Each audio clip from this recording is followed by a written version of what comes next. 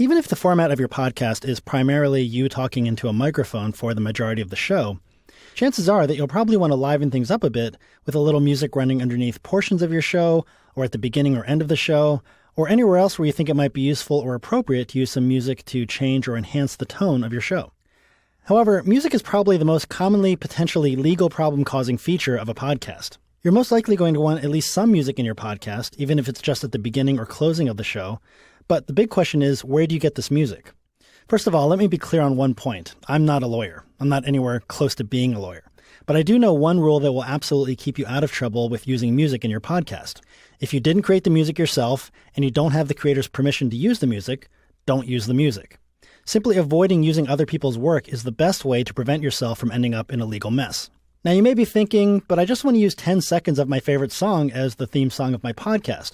Or I just want to play the music quietly in the background underneath me while I talk. But it doesn't matter.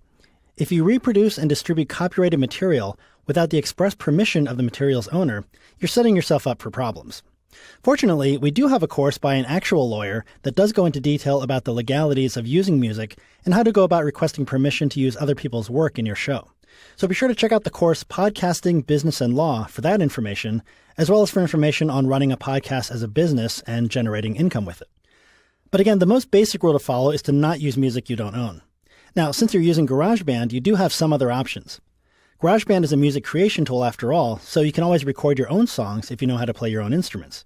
But even if you don't, GarageBand does come with a large library of royalty-free songs and clips, referred to as loops, that are 100% okay to use in your podcasts or other projects.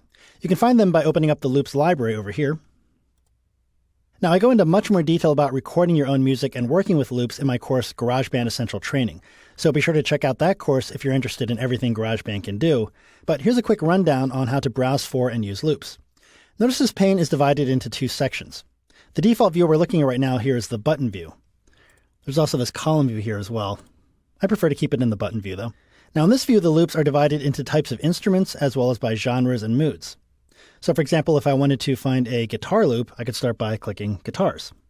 And now the list of loops in the bottom pane are all guitar-related loops. Notice that along with the loop's name, we see its length in beats, which can help you find longer or shorter loops, depending on what you're looking for. For some types of loops and sound effects, you'll see the length of the loop in seconds instead of beats. So maybe I'm looking for something suitable to act as the opening music for my podcast.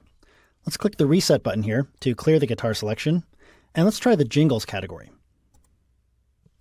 I'm going to drag this border between the two sections up so I can see more of the loops. And you can see down here, I have 329 items to choose from. You may have more or fewer depending on how much of GarageBand's available loops you've downloaded. You can come up to the GarageBand menu, to Sound Library, and see if Download Essential Sounds or Download All Available Songs are available. So you can download just the base set of sounds, or you can download everything that's available. Just be aware that the entire set of sounds takes up several gigabytes of storage space.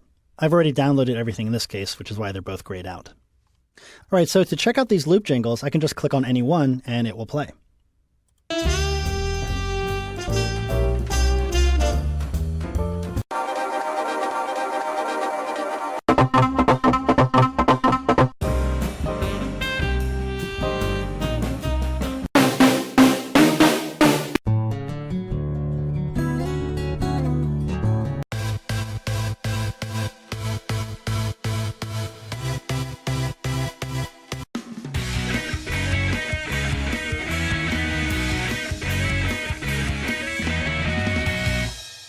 All right, so I think I like this one. Now, I want to use this as the intro music to my podcast. And I have to figure out whether I want it to play in entirety on its own, or if I want my intro vocal to overlap the music so the music kind of plays in the background.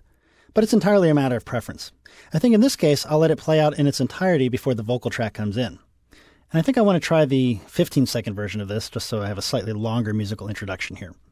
So I'm going to select this one, and I'm going to drag it into the project. You can see where it says Drag Apple Loops here.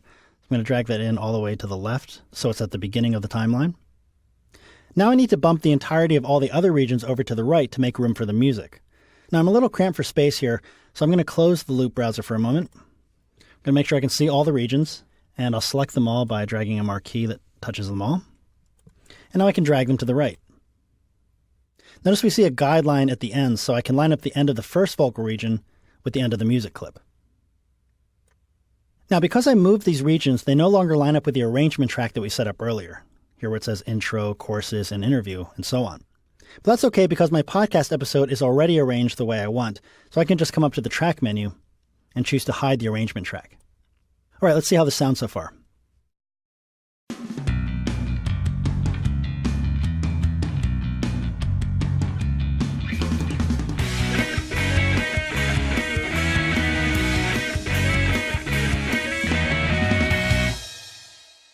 Hi, I'm Garrick Chow, and welcome to the Tech Training Weekly Podcast. Okay, so not bad, but I think I want to tighten up the space between when the vocal track comes in and when the music ends. So I'm going to zoom in a little bit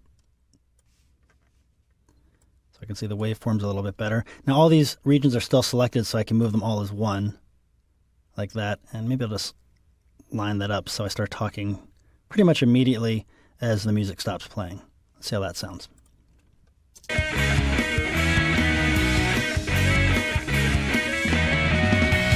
Hi, I'm Garrick Chow, and welcome to the Tech Training Weekly Podcast. All right, so I think I like that a little bit better. So there's my intro music, and that's really all there is to adding loops to your podcast. Just find the one you want and drag it in. If necessary, you can even have the loop repeat or loop if you need it to play longer. Just select the loop and place your cursor in the upper right-hand area, so your cursor looks like that, and you can drag out to the right, and that will repeat the loop. And you can have it loop out as many times as you like. Many loops are designed to seamlessly repeat, although many of the ones found in the jingles category, like the one we're working with here, are designed to have definite beginnings and ends, and might not loop as well. So you'll have to play around to find out which loops work best for you. I'm just going to undo that with Command-Z. Bear in mind that GarageBand loops also include sound effects and short sounds you can use to transition between segments. Just open up the loop browser again, and I'll click Reset, and here we'll also find a sound effects category. You can see we have a lot of sound effects in here, in fact, 278.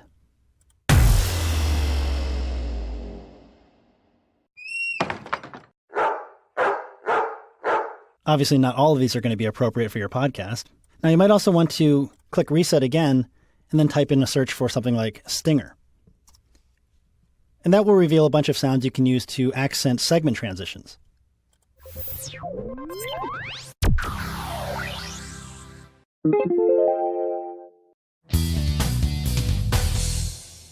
So, for example, maybe I could use this rock riff tag between my opening segment and the segment on our new courses.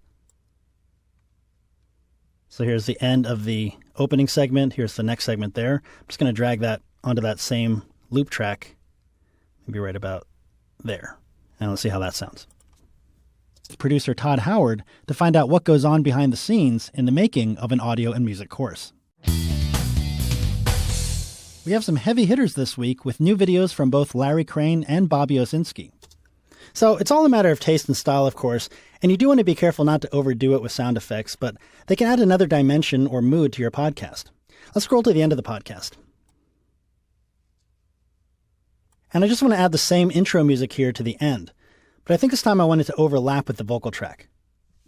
So I'm going to clear the search field over here in the loop browser, and I know the loop was called Kickflip, so I'll type that in, and there are the three variations again.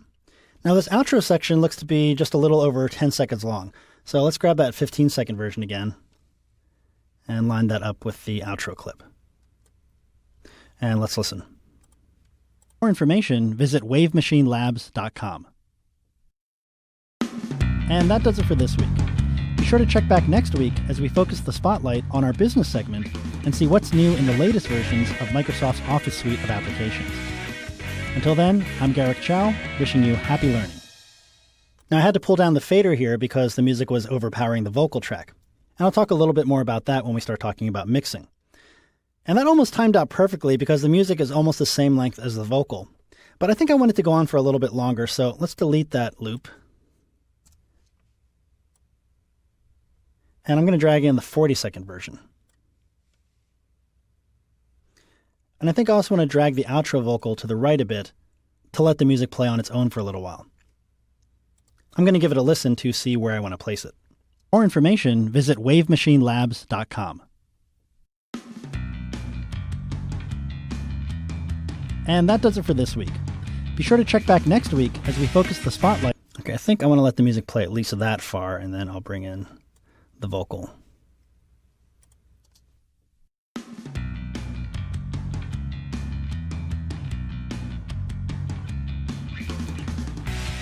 And that does it for this week. Be sure to check back next week as we focus the spotlight on our business segment and see what's new in the latest versions of Microsoft's Office suite of applications. Until then, I'm Garrick Chow, wishing you happy learning. All right, so that timing works for me. But the music goes on for far too long, as we can see here. Don't worry, though, because next we're going to mix our podcast episode, and among other things, we'll see how to trim and fade out the music at the end.